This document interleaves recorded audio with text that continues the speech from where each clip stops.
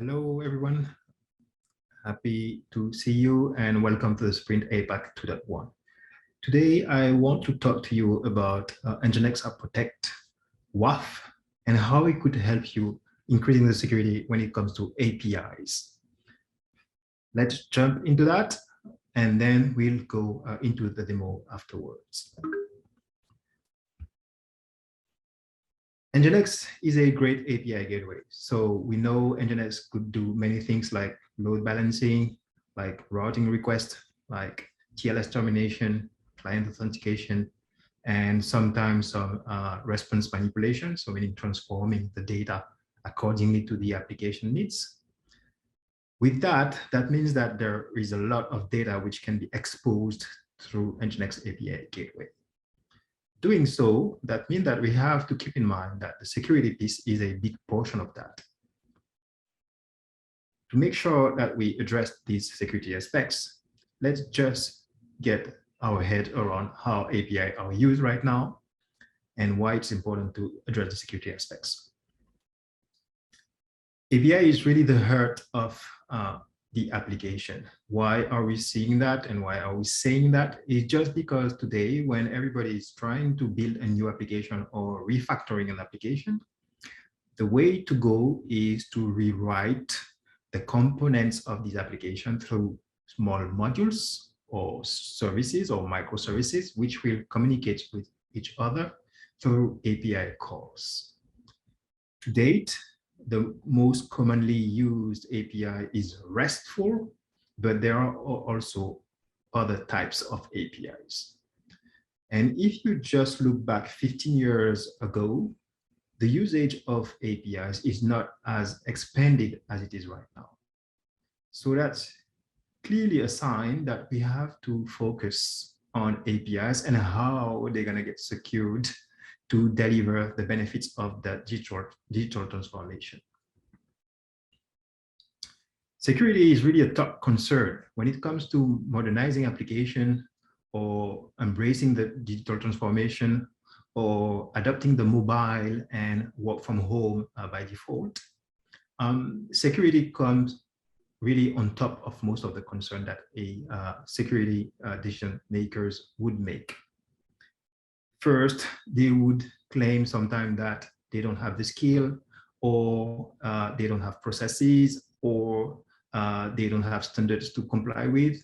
All of that only shows that it is really important to address security, and this is really one of the things that they have to take into account in order to deliver their application and to deliver them successfully. Gartner has published a report on that aspects, but as a company, F5 also has published a lot of reports in that regard too.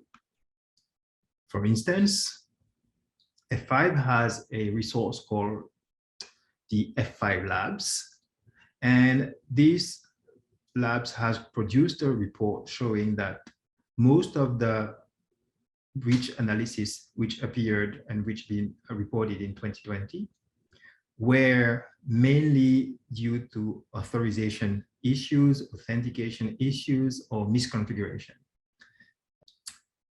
Authentication and authorizations are really key and sometimes perceived like a mess.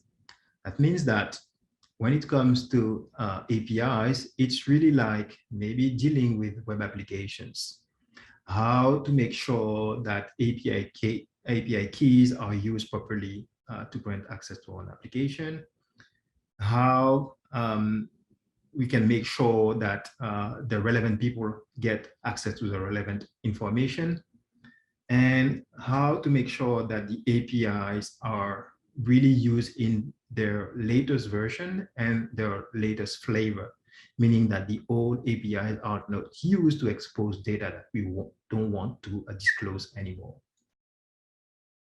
To be a little bit more specific on how APIs are handled, OWASP, which is known to identify the web application security vulnerabilities, has focused some attention towards APIs and had published a report and a ranking of the most common security vulnerabilities that affect most of the API worldwide. When those APIs are deployed, it's often seen that not using a secured protocol is one of the drivers for unexpected attempt and unexpected access, and controlling the way that those API are used and the way that authentication and authorization are processed is also a way to make sure that the relevant stakeholders are accessing the relevant data. So it's reported by OWASP that most of the security vulnerabilities and security breaches were related to access control, to job validation, which were not properly implemented, or API keys, which were not properly rotated or secured or stored in a way. But beside that, there are also few sanity things that could be done to prevent from security breaches. Restricting HTTP methods, making sure that the proper data has been inserted to the application or submitted to the application, ensuring that the valid content type of data is returned by the application. Managing the endpoints is also something that that could definitely increase the security posture and make sure that the application is used properly. Error handling, which error code that are written, which type of data that are written when I'm facing an issue, making sure that I have the proper information in the request itself, which HTTP return code is sent by the application. All of these things are security measures that could be taken, and they all can help into increasing the security posture of the application. So we're going to focus on a few of these aspects and help you implement those security measures with NGINX as an API gateway with an API WAF on top of it. So now comes the time of the demo. And for that purpose, let's just see what we have as an infrastructure for the demo. So we have an NGINX API gateway as a component which will process and handle all of the requests toward the application. We have this application as two containers which are running an F1 API application, which is commonly used and commonly available on the internet. And we have also a reporting solution or analytic solution, Elasticsearch, where NGINX and NGINX App Protect will send most of the data, most of the alerts and reporting. And with that, we're going to be able to see what security measure that we implement and how effective that they are. So for that purpose, NGINX Plus is deployed. Therefore, for trying and replicating that demo, you need to have a license for NGINX Plus. But on top of that, we deployed NGINX App Protect, meaning that we updated it with the latest attack signature database. We updated it with the latest threat campaign signatures, meaning that we have the most up-to-date security infrastructure. To show you what we have here, I will switch to my terminal and show you how I can restart that environment.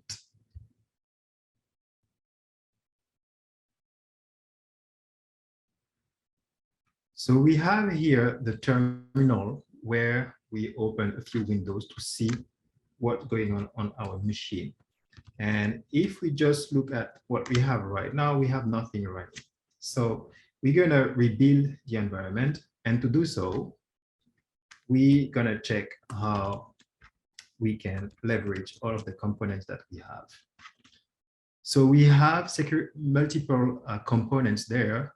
The application containers that I mentioned earlier, which are called Airgast 01 and Airgast 02. We have a database which stores the data of the F1 results and drivers.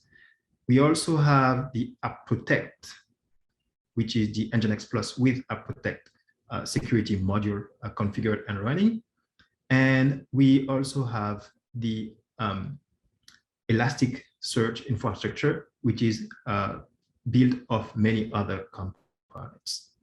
To start the environment, it's going to be quite straightforward to run one command, which is docker compose, where we have a file which instantiates every component that we have. And in the meantime, I'll go and show you how to access and how to configure this application.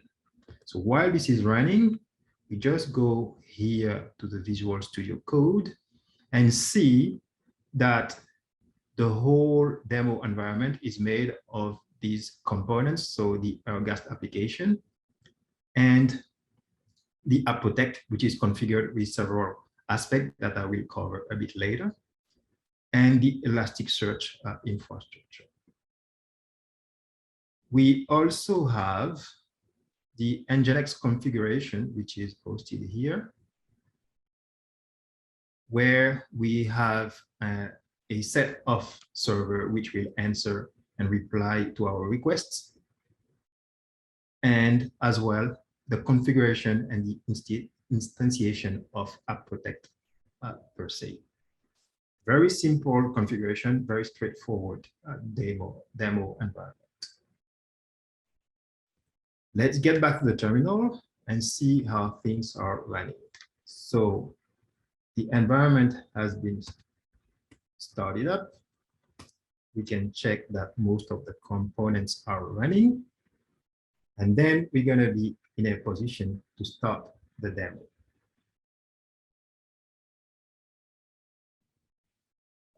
So as we said, to start the environment, it's basically starting the Docker compose file and get all of the components up and running. And then let's focus on the first step of that demo. We mentioned, based on the OWASP recommendation, that it is really interesting and important to have SSL activated. One of my colleagues demonstrated how to enable SSL in one of the lab associated to Sprint APAC. So I will send you back to this content, but in a nutshell, it is configuring NGINX to process the connections as SSL and precisely putting the files containing the certificate and the key and configuring NGINX to use specific set of ciphers in order to have the highest level of security, and then starting NGINX properly.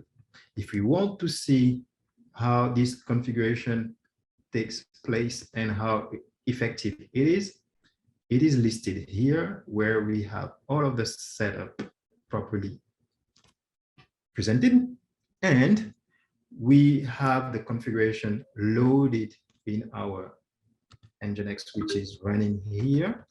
So we can see Docker PS NGINX is running here. App Protect, listening on port 80 and port 443. So we're going to be able to send requests on port 443. And how do we do that? We just go to our browser, Firefox, and issue a request to this application simply.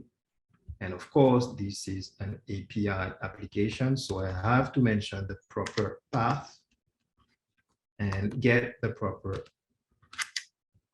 request to have my answer and the data that I want.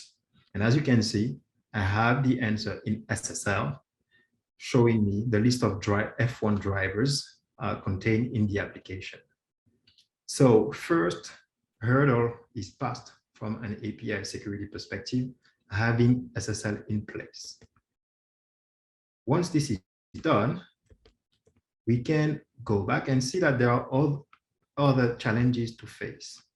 For instance, like OWASP told us, it is important to restrict the methods which are used against the API and therefore expose or limit the risk of exposing unexpected things from the application perspective.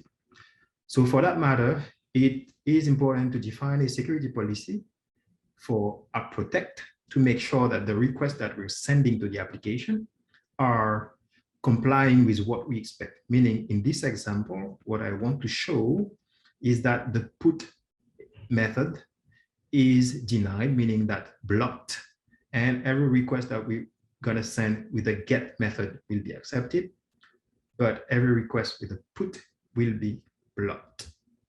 So let's see how this works. So enforcing HTTP methods is really something simple that you have to do through the App Protect policy. And how to do that is through implementing the proper application security policy. This is the way that you define an application security policy. This is basically a JSON file where you implement all of the rules that you want to be enforced. First, you have to activate and to make sure that your violation, meaning what will trigger a blocking or action from App Protect, will be turned on or not, and what are the methods which are being enforced in that configuration. We have a very basic security policy, and how we're going to implement that is through having the file loaded into NGINX and having NGINX reloaded. So we have that configuration active. So how do I do that? I have made the heavy lifting with the file already filling with the proper policy. I put it here in the configuration directory for NGINX App Protect. And then I have to get the container ID for App Protect and just get that container accessed so I can execute a reload command and then see what's going on. And to see that everything is working fine, I can just go here, connect to the containers logs and see how this operation is performing. So I issue the command here, and then it takes some time to compile the application security policy. And once this is done, I see it is compiled, loading, and then it is properly loaded. So now NGINX App Protect is ready to enforce my requests and to make sure that if I issue a GET request on the application, everything is fine. But if I issue a PUT request to the application,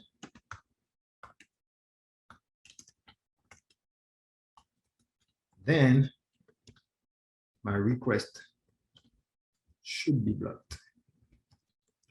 And how do I do that? I issue my request and I see that my URL was rejected. Why? Just because I had that PUT request. And this is something that I could go and check in my reporting with the Elasticsearch infrastructure here to show me how it is. So I'll go to the dashboards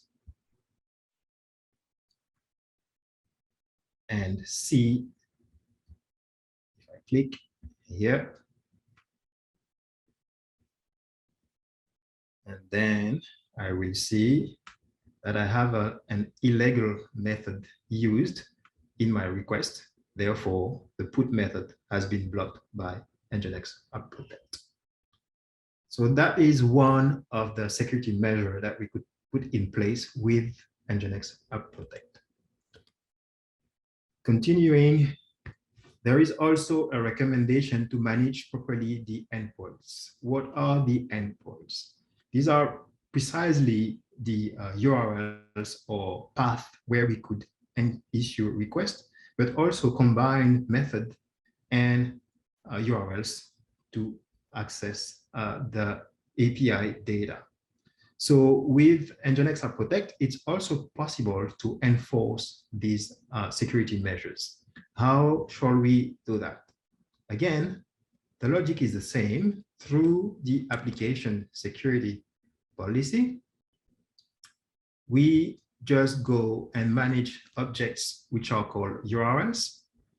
And we just make sure that these URLs are complying with what we want. In that demo, what we're gonna do is to accept with the get method everything which goes to API/F1/drivers, but everything which goes through API/F2 whatever will be discarded and will be blocked. And as simple as that, this will open one endpoint and API endpoint, which is API/F1/drivers, but close every other thing. Meaning that we address this way the issue that we highlighted earlier, closing endpoints where we probably have modernized the service or modernized the data or the application which is being served. So let's see how this works. So to demo this capability, we're going to proceed more or less the same way, meaning that we're going to put the policy in place. In this case, we're going to use the URL security and replace the current policy file. And same thing, we load the configuration. So we have the new application security in place. And use the browser once the security is loaded, security policy is loaded. Takes some time to compile and to load. This is done by now. And then we go back to the browser and issue our request. So if I issue that request, no problem, everything is fine. But if I just try to access the F2 path, I can see right now that my request is blocked. So again, that is just to show that with the security policy, I have the control to block some methods or some path which the developers could have forgotten in the application. And those forgotten methods or path could expose to sensitive data. With NGINX App Protect configured this way, I could definitely prevent these kind of security issues. Now we have seen how to block the endpoints. Let's go back to our presentation and see what is the next step.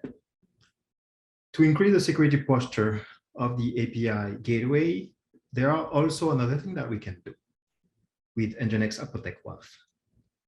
There are specifications which are called Open API specifications, which are a way to describe how an API must be used and can be used.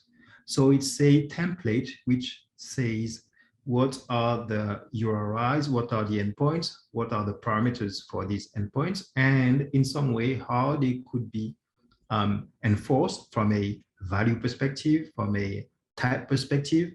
And with that enforced, that could definitely make the usage of the APIs more secure, meaning that we eliminate unexpected use cases or situations.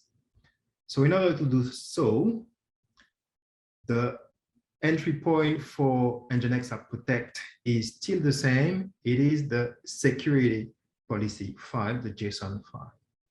So to do so, And this time around, it might look a little bit more complex.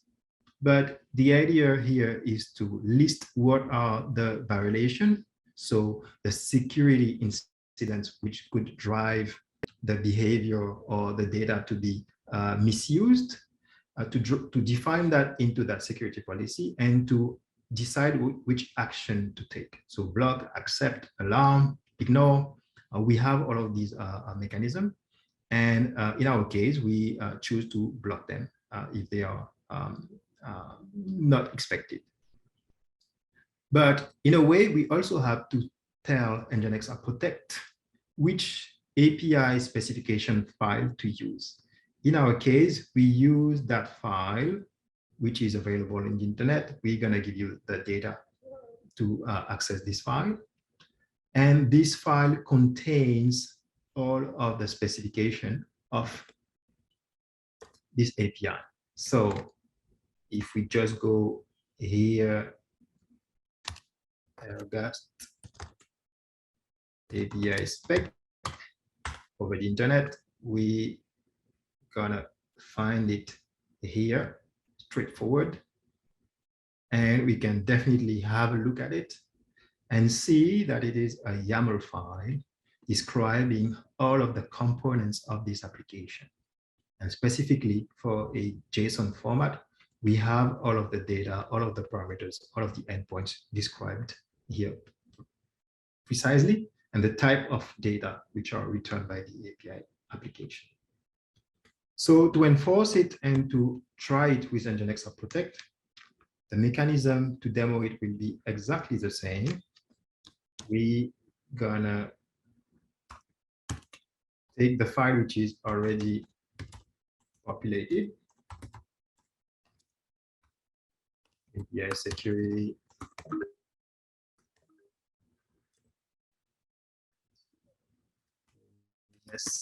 JSON, and put it as the actual security policy, reload NGINX with that configuration file, and issue a request through the browser to see how this is identified by NGINX App Protect. So we wait 1 or 2 seconds. The security policy has been loaded. And we only have now to issue a request formatted in a way that we trigger the logs. And then we will see here that this request came in and is identified with illegal parameters, meaning that we're using things which are not allowed by the security policy. So we could definitely take any measures, send an alert to the developers, send an alert to the security officers, just to make sure that, yes, we're using something which is beyond the boundaries and we have to act on it. So that being said, that is just to show that with NGINX App Protect, it's really a way to get security applied to an API gateway and to activate many of the capabilities which are part of the solution. And by combining those capabilities, it made easy to address all of the OWASP security vulnerabilities which were identified, and go past the developers or which errors that they might have been doing developing the application, and increase the security posture. So with that, we have also all of the visibility added to the solution. As we saw during the demo, all of the logs were sent through Elasticsearch, meaning that we have a way to go and to get some insights from the data. And therefore, that means that we can definitely help improving the security posture for the APIs and help our developers to run the application successfully. We will drop you the URL with the files on a GitHub link, and we are available to answer all of your questions at any time. So thank you for listening, and see you soon.